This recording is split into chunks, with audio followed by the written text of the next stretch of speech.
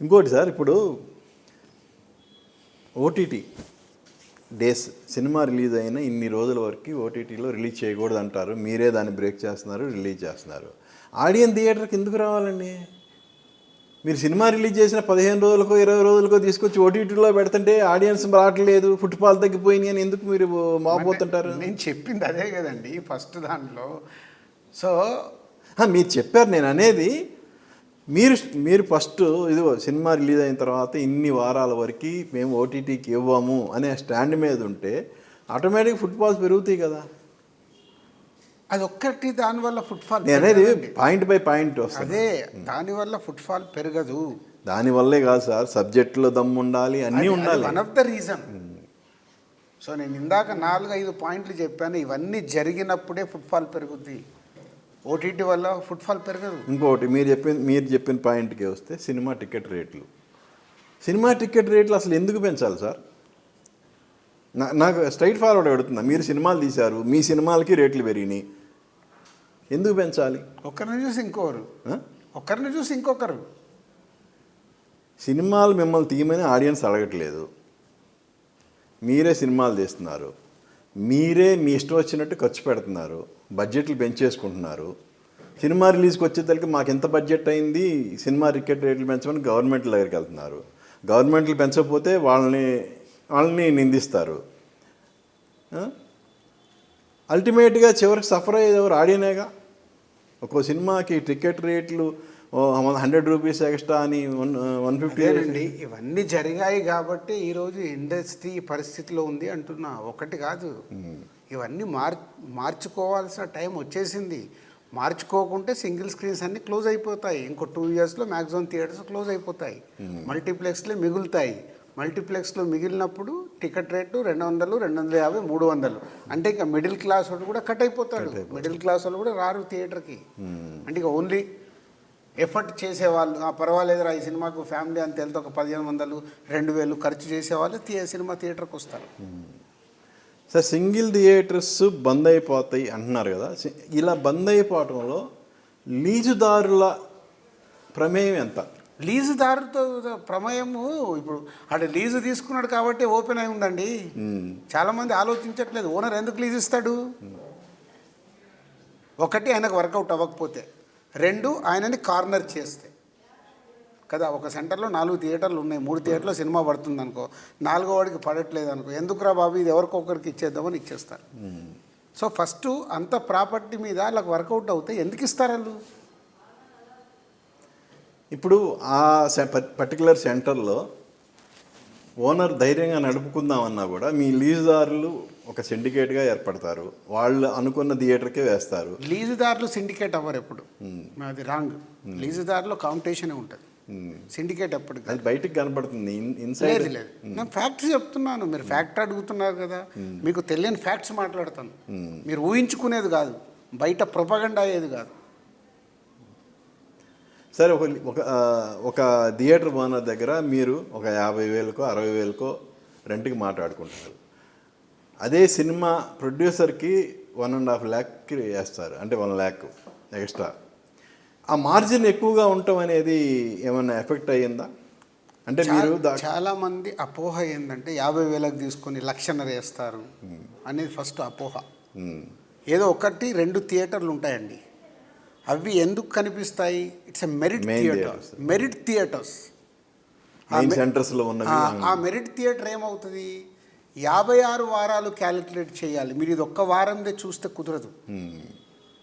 ఆ మెరిట్ థియేటర్కి 56 వారాలు ఎంత ఫీడ్ అవుతుంది, ఫీడ్ కాకుండా ఎంత పోతుంది. ఎవ్రీ వీక్ 1,50,000 వర్కౌట్ కాదు అది. ఒక వారం 1,00,000 మీరు అన్నది ప్రజెంట్ దీంట్లో ఓకే, కానీ గతంలో ఎప్పుడైనా అండి. నేను ఇంతకుముందు కూడా ఒక స్టేట్మెంట్ ఇచ్చాను, నా థియేటర్లది ఎవ్రీ ఇయర్ నేను బ్యాలెన్స్ షీట్ తీసిస్తాను. ఒకసారి ఎవరైనా మీడియా వాళ్ళు ఇద్దరు కూర్చొని చూసి పబ్లిక్ చూపియండి, ఏం జరుగుతుందో తెలుస్తుంది. ఇంకోటి సార్, ఇప్పుడు ఆ లీజు తీసుకున్న వాళ్ళకి కొన్ని, అంటే సపోజ్ థియేటర్ క్లోజ్ అయింది అనుకోండి, వాళ్ళకైతే ఆ మాట్లాడుకున్న అమౌంట్ కూడా లీజుదారులు ఇవ్వలేదనేది నా నోటీస్ కొన్ని ఏరియాల నుంచి వచ్చినాయి. అది ఎంతవరకు అట్లా ఒప్పుకోరు ఓనర్స్. ఏదన్నా కోవిడ్ టైంలో జరిగి ఉంటుంది. కోవిడ్ టైంలో కాదు, రీసెంట్ టైమ్స్లో కూడా జరిగినాయి అట్లా అన్నీ. జరగదు, ఒప్పుకోరు. ఉమ్. 99% ఓనర్స్ ఒప్పుకోరు అట్లా. ఇట్లా క్లోజ్ లీజ్ ఇప్పుడు వాళ్ళకి అగ్రిమెంట్ ఉంటుంది, 12 నెలలు ఉంటుంది కదా. ఉంటుంది కానీ క్లోజ్ చేశాం కదా ఏమి ఇస్తామని అలా. అంటే రేర్ అండి, మరి ఎక్కడన్నా ఒక సెంటర్లా 2 సెంటర్లా అలా జరిగి ఉంటే జరిగిందేమో, కానీ జనరల్గా ఓనర్స్ ఒప్పుకోరు అట్లా. ఓకే. సో ఇప్పుడు ఈ థియేటర్స్ పర్సంటేజ్ ఇష్యూ మొన్న వచ్చినప్పుడు మీరు ఇది స్టార్ట్ అయిందే ఈస్ట్లో జనసేన నాయకుడి దీని ద్వారా వచ్చిందన్నారు. మరుసటి రోజు ఇమీడియట్గా అతను స్టేట్మెంట్ ఇచ్చేసి మేము కాదు శిరీష్ ద్వారానే ఇది వచ్చిందన్నారు.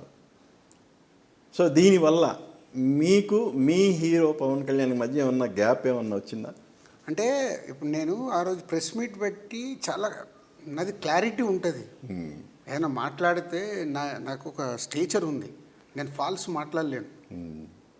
వాళ్ళు నా తప్పు అయితే ఎస్, మీకు తెలంగాణ గద్దార్ ఫిలిం అవార్డ్స్లో చైర్మన్గా కూర్చొని నేను క్షమించండి అని ఎందుకు అడిగాను? అడగాల్సిన అవసరం నాకు లేదు కదా. బట్ అక్కడ ఏదైనా జరుగుంటే ఓకే, మా తప్పుని మేము యాక్సెప్ట్ చేసుకొని ముందుకు వెళ్ళాలి, తప్పు జరగకుండా కరెక్ట్ చేయాలి. థియేటర్స్ దాంట్లో నేను ఏదైతే ప్రెస్ మీట్లో మాట్లాడానో ఎవ్రీథింగ్ ఈజ్ క్లియర్, ట్రాన్స్పరెన్సీ. ఈస్ట్లో ఏం జరిగింది, అక్కడి నుంచి హైదరాబాద్కి ఎలా షిఫ్ట్ అయింది, అక్కడి నుంచి హైదరాబాద్ షిఫ్ట్ అయింది. అది హైదరాబాద్లో షిఫ్ట్ అయిన తర్వాత ఎలాగో ఒక దగ్గర మీకు నా దగ్గర గిల్డ్లో మీటింగ్ జరిగిన మినిట్స్ పేపర్ ఉంది, తెప్పించి పెట్టాను నేను మీడియాకి ఇద్దామని. మళ్ళీ ఎందుకులే ఇంకా ఇది మాట్లాడుకుంటూ వెళ్తే ఎక్స్టెండ్ అవుతుందని ఆపేశాను.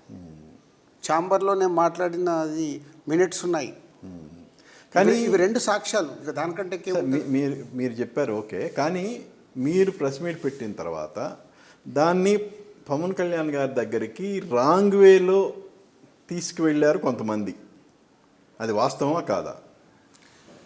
ముందు డిప్యూటీ సీఎం కళ్యాణ్ గారి దగ్గరికి హరిహర వీరమల్లు సినిమా ఆపటానికి ఇది చేశారనేది ఫస్ట్ రాంగ్గా తీసుకెళ్ళారు.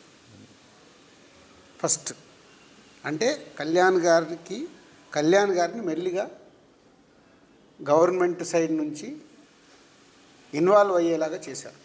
హరిహర వీరమల్లుని తీసుకొచ్చి May 31 ఆల్రెడీ ఒక సినిమా రిలీజ్ ఉంది,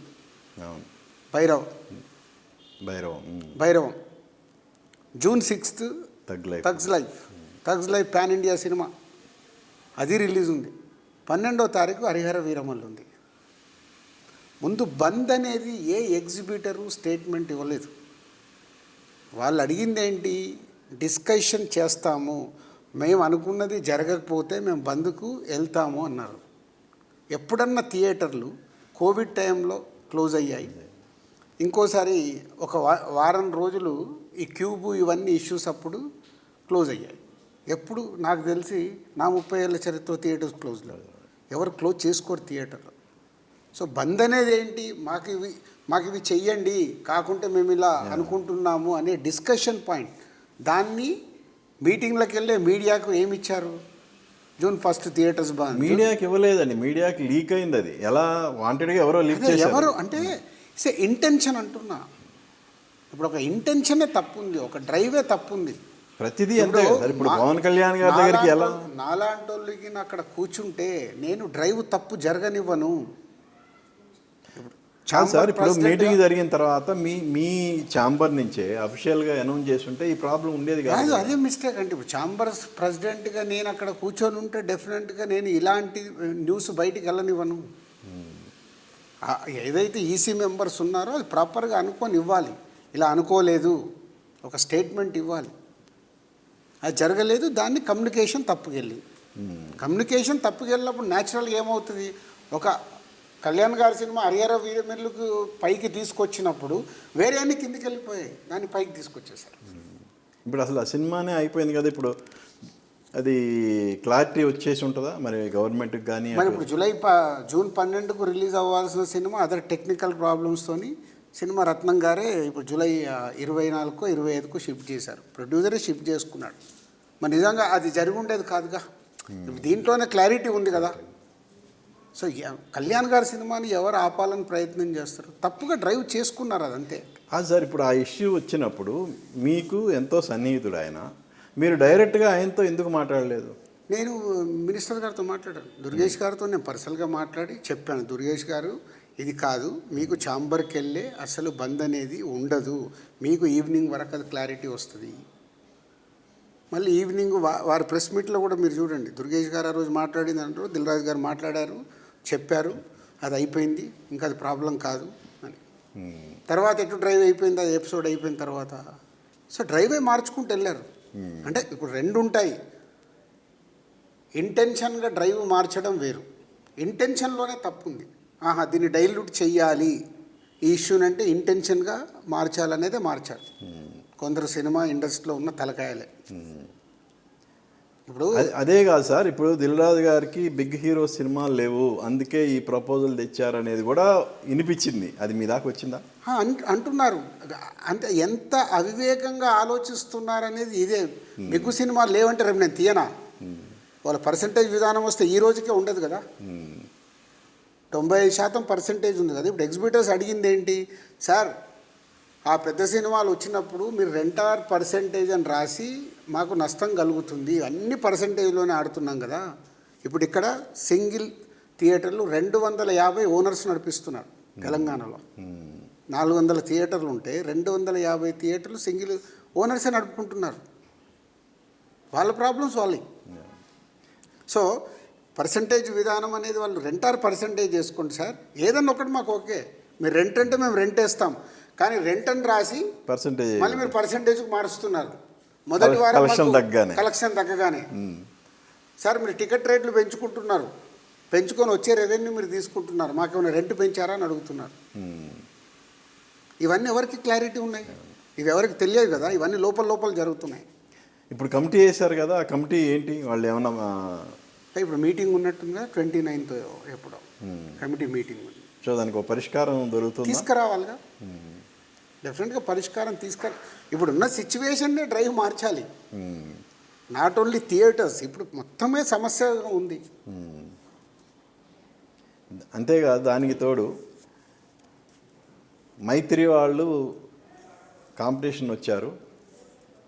సో ఆ పోటీని తట్టుకోవాలంటే మనం ఏదైనా ఇలాంటి పర్సంటేజ్ సిస్టమ్ ఏదన్నా వస్తే వాళ్ళని ఏ విధంగా దెబ్బ కొట్టాలి, ఇలాంటివి కూడా బాగా వచ్చినాయి. అంటే అది మీకు మైత్రి అంటే నవీన్ గారు, రవి గారు, ఎస్విసి అంటే దిల్ రాజు గారు, శిరీష్ గారు. దిల్ రాజు గారు ఎక్కడ ఇన్వాల్వ్ అవ్వడు, కింద డిస్ట్రిబ్యూషన్లో కానీ థియేటర్లో కానీ నాది జీరో ఇన్వాల్వ్మెంట్. నేను ప్రొడ్యూసర్గా నా కాంటెంట్ ఇవి చూస్తాను. మైత్రి రవి గారు కానీ నవీన్ గారు కానీ మొత్తం వాళ్ళు ప్రొడక్షన్ సైడే చూస్తారు. మైత్రి డిస్ట్రిబ్యూషన్లో ఉండేది శశి. ఇప్పుడు శశి, శిరీష్ గారు ఎప్పటికప్పుడు అన్నీ మాట్లాడుకుంటారు, కానీ బిజినెస్ కాన్ఫ్లిక్ట్ అనేది ఉంటుంది. ఇప్పుడు ప్రొడ్యూసర్స్ ఎలా అయితే మాట్లాడామో డిస్ట్రిబ్యూటర్స్ కూడా బిజినెస్ ఎవరి ద్వారా కాన్ఫ్లిక్ట్ ఉంటుంది. ఎవరు చేసే సినిమాకి వాళ్ళు ₹1 ఎక్కువ వచ్చేలాగా చేసుకునే కాన్ఫ్లిక్ట్లో కంపల్సరీ ఉంటుంది. అది దానికి దీనికి ముడేయడం ఎందుకు? ఇప్పుడు సినిమా దమ్మున్నప్పుడు వాళ్ళు కొనుక్కుంటారు, ఆడదని దమ్మున్నప్పుడు మేము కొనుక్కుంటాం. మాకు ఇచ్చే ప్రొడ్యూసర్స్ మాకు ఇస్తారు కదా. మా సినిమా వాళ్ళు తీసుకెళ్ళొచ్చు, ఒక్కొక్కసారి కాంపిటీషన్లో వాళ్ళ సినిమా మేము తెచ్చుకోవచ్చు, వాళ్ళదంటే బయట వాళ్ళు కొంటున్న సినిమా. ఇక్కడ ఇవన్నీ నడుస్తూనే ఉంటాయి. ఇది ఎవ్రీ ఇయర్ ఒకలాగా ఉండదు. మొదలైనప్పుడు ఒకలాగా ఉంటుంది, ఒక 1 year అయిపోయిన తర్వాత ఒకలాగా ఉంటుంది, ఒక 2 years అయిపోయిన తర్వాత ఒకలాగా ఉంటుంది. జర్నీ. ఇవన్నీ నేను అనుభవించి వచ్చినాయి. నేను అనుభవించింది, నేను డిస్ట్రిబ్యూటర్గా 30 ఏళ్ళ నుంచి ఉండేది, అన్నీ చూసినాయే. ఇప్పుడు నేను ఆఫీస్ పెట్టినప్పుడు ఏషియన్ సునీలే నాకు బిగ్ కాంపిటేటర్. అప్పుడు మా సుధాకర్ రెడ్డి, మా మహేందర్ రెడ్డి వాళ్ళందరూ సీనియర్ డిస్ట్రిబ్యూటర్స్. మేము చాలా లాట్ ఆఫ్ స్ట్రగుల్ పడ్డాం. బట్ సస్టైన్ ఎలా అయ్యాం? కాంటెంట్, రైట్ సినిమా తెచ్చుకోవడం. ఇవాళ మైత్రి వాళ్ళు కూడా అదే చేసుకుంటున్నారు. ఇక్కడ బిజినెస్ అన్నప్పుడు తప్పదు, కానీ దీన్ని ప్రొపగండా చేస్తున్నారు. అంటే ఒకటి సార్, ఇంతకుముందు నెంబర్ ఆఫ్ డిస్ట్రిబ్యూషన్ సంస్థలు ఉండేవి, కానీ దాన్ని చివరికి ఫింగర్ టిప్స్కి వచ్చేసినాయి. అది సో దానివల్ల కూడా కాంపిటీషన్ ఉన్నప్పుడే కదా నిర్మాతకి బెనిఫిట్ అనేది ఉండేది. అలా కాకుండా 1-2 సంస్థలే మొత్తం ఆధిపత్యం చెలాయించడం వల్ల కూడా. ఆధిపత్యం అనేది తప్పండి. ఎందుకు డిస్ట్రిబ్యూటర్స్ మిగలట్లేదు? ఆ పాయింట్ అడగండి. అదే డిస్ట్రిబ్యూటర్ ఎందుకు మేయట్లేదు? ఎందుకు మిగలట్లేదు? ఎవరు చంపేస్తున్నారు డిస్ట్రిబ్యూటర్ని? అడ్డగోలు రేట్లకు అమ్ముతుంది మేం కాదా? ప్రొడ్యూసర్లుగా మేం కాదా? అంటే ఇప్పుడు ఇక్కడ కూడా డిమాండ్ అండ్ సప్లై కదండి. మీ హీరోలకి మీరు ఎలా రెమ్యునరేషన్ ఎక్కువ ఇస్తున్నారు? రైట్. ప్రొడ్యూసర్ ఏ పని అయితే చేస్తున్నాడో డిస్ట్రిబ్యూటర్ కూడా అదే పని చేస్తున్నాడు. ఆ సినిమా వాల్యూ ఏంటి, సినిమాకు వర్తా కాదా, కాంపిటీషన్ ఉన్నప్పుడు ఏమవుతుంది? రూపాయికి 2 రూపాయలకు కొంటున్నాం. ఇప్పుడు మీ అందరికి గుర్తుందో లేదో, వరంగల్ సీన్ అనేట ఆయన నైజాంలో పెట్టినప్పుడు ఒక సంక్రాంతికి ఇట్లాగే ఒక సినిమా ఏదో రవితేజ సినిమాతో పాటు మా సినిమాలు వస్తే మాకు థియేటర్లు ఇస్తలేరు, అల్లరి చేశారు. అల్లరి చేయించి పాపం ఆ అబ్బాయిని ఏం చేశారు ప్రొడ్యూసర్స్? ఇప్పుడు ఏమన్నా లేదుగా, అప్పులు పెట్టి వెళ్ళిపోయాడు. అప్పు ఎవరికి పెట్టాడు? నిర్మాతలకి, ఎగ్జిబిటర్స్కి. ఎగ్జిబిటర్స్కి పెట్టారు. ఎగ్జిబిటర్స్ వచ్చి మళ్ళీ నిర్మాతల దగ్గర ధర్నాలు చేశారు కదా. అదే ధర్నాలు చేసినా ఎంత పని అయిందండి పక్కన పెడితే. ఇప్పుడు నష్టపోయింది ఎవరు? Exhibitors and Warangal scene. ఎక్కడున్నాడు ఇప్పుడు వరంగల్ సీను? ఇప్పుడు వరంగల్ సీన్ దిల్ రాజు ఏమైనా చేశాడా? ఆ రోజు మట్టుకు ఆ సినిమా అప్పుడు దిల్ రాజు అది చేస్తున్నాడు, ఇది చేస్తున్నాడు, మీడియా అది ఇది చేశారు. తర్వాత అంతా హిస్టరీ ఏంటి? మరి ఆ అబ్బాయి వెళ్ళాడు, సినిమాలు కొన్నాడు, పెద్ద పెద్ద రేట్లు ప్రొడ్యూసర్లు తీసేసుకున్నారు. మరి ఎందుకో ఇంత ప్రేమ ఉన్నోళ్ళు ఆ ప్రొడ్యూసర్లు వాళ్ళందరూ పిలిచి అబ్బాయిని కాపాడాలి కదా. ఎందుకు కాపాడలే? వాళ్ళు మేము తప్పే అనుకుందాం, మీ అందరి పాయింట్ ఆఫ్ వ్యూలో మీరు మాట్లాడినట్టు మాది తప్పే ఉంటే ఎందుకు కాపాడలేదు ఆ డిస్ట్రిబ్యూటర్ని? రెమ్యునరేషన్లు తీసుకున్న వాళ్ళు కావచ్చు, ప్రాఫిట్లు తీసుకున్న వాళ్ళు కావచ్చు, అరే బాబు నీ డబ్బు ఇంత పోయింది రా, నువ్వు ఉండాలా పోటీగా, అక్కడ నిలబెట్టాలి కదా. ఎందుకు నిలబెట్టలే? అంటే అప్పటి వరకే ఇది ఇన్స్టెంట్ బెనిఫిట్ అంతే. మరి ఇంకా దాని గురించి ఇప్పుడు ఇన్స్టెంట్ బెనిఫిట్ అందరు ఆలోచించుకుంటారు కదా, ఒక్కరు కాదుగా.